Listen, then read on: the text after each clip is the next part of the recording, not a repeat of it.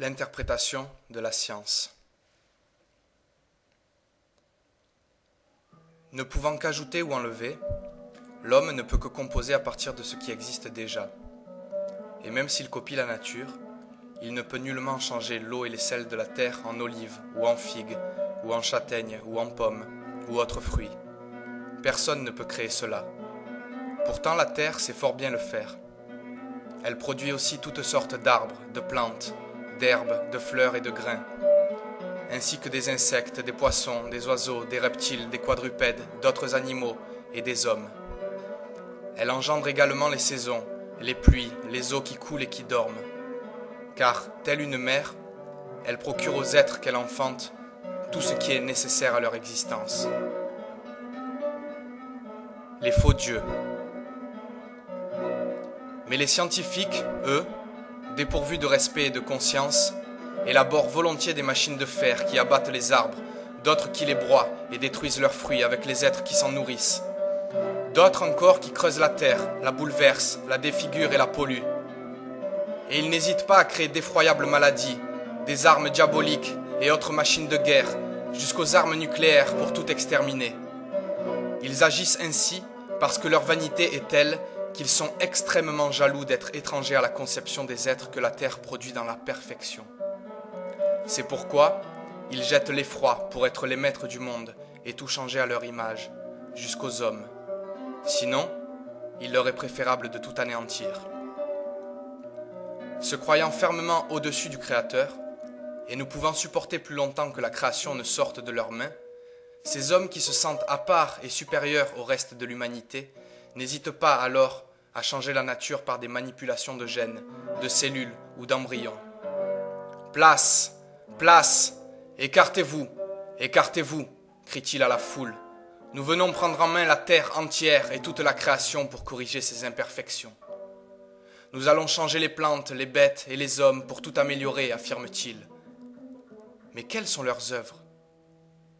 En les observant attentivement, il apparaît qu'elles détériorent tout, en créant la misère, ainsi que d'innombrables maladies et beaucoup de souffrances. À cause d'eux, tout ce qui est naturel disparaît, et l'ordre originel est ébranlé. Ils n'ont pas entendu que Dieu est jaloux des œuvres qu'il a faites. Toutefois, ils vont l'entendre, je vous le dis. Mais pour s'imposer à la face du monde, ces fils de ténèbres qui renient l'Éternel devaient se trouver un autre créateur, convenant mieux à leur immense vanité. Ils le cherchèrent et le trouvèrent dans un jeu de dés appelé hasard, et l'imposèrent aux esprits. Celui-ci étant alors devenu le père de tout, il leur fallait une mère. Ils se la firent avec l'évolution. Une raison à la vie s'imposait alors. Ils la trouvèrent dans la nécessité d'exister. Ils devaient cependant concevoir un commencement à l'univers. Ils le façonnèrent avec l'explosion soudaine à un moment précis d'une matière mystérieuse, existant de toute éternité et venant de nulle part, qui ne pouvait errer plus longtemps dans l'espace sans limite.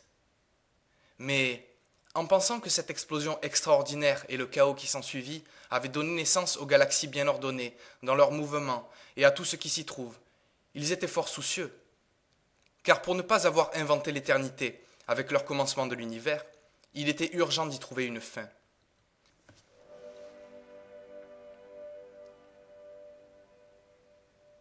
Ils la cherchèrent de tous côtés et finirent par la voir dernièrement dans leur fameux trou noir, qu'ils ne localisent pas à l'intérieur de leur crâne toutefois, mais à l'extérieur, dans l'espace, et forcément loin d'ici, où ils avalent goulûment les galaxies qui ont assez duré.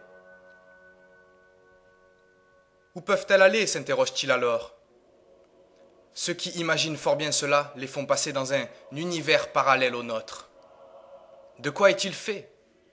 D'antimatière, évidemment, répondent les plus rusés, qui utilisent ce subterfuge pour s'aménager une sortie devant ceux qui les interrogent.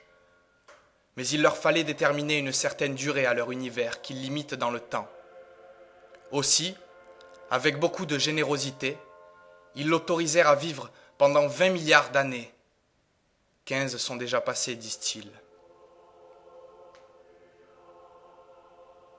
Ainsi, ils ont créé un univers à leur image et dans les dimensions de leur grandeur, et un univers particulier qu'ils se sont empressés d'enfermer dans leurs lois, de peur qu'ils n'en sortent.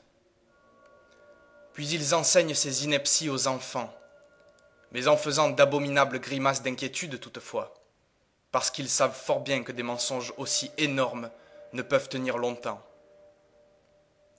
Ces hommes-là sont dépourvus de raison. Pourtant, ils sont toujours interrogés et écoutés, parfois vénérés. Ils tiennent ainsi le monde dans leurs mains.